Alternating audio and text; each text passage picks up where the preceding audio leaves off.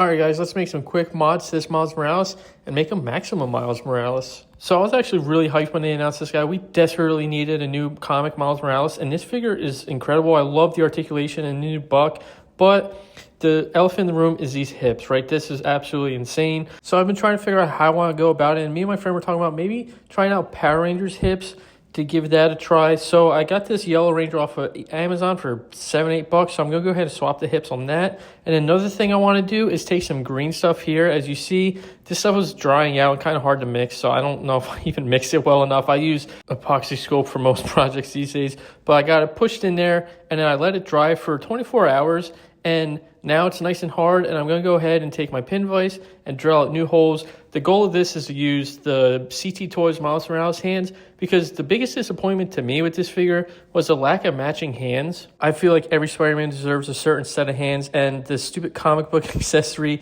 made this figure come with a grip hand, and it was just a mess. As you see here, that wasn't supposed to happen. I'll go back and do it again. I'll probably try to use my epoxy scope and get a way better fill and contact of the hole there, but if you hold it in place, it still works really good. This other hand actually came out perfect. These ball joints actually sit in there really well, so it's not that bad at all. And so I really like this. We quick pose up, and this guy just looks so good.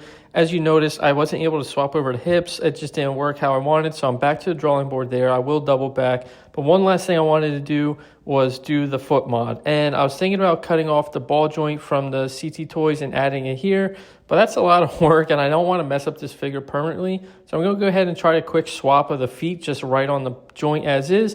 And it actually worked out really well. I took my heat gun, popped off the standard feet, and then heated up the CT Toys foot and popped it on there.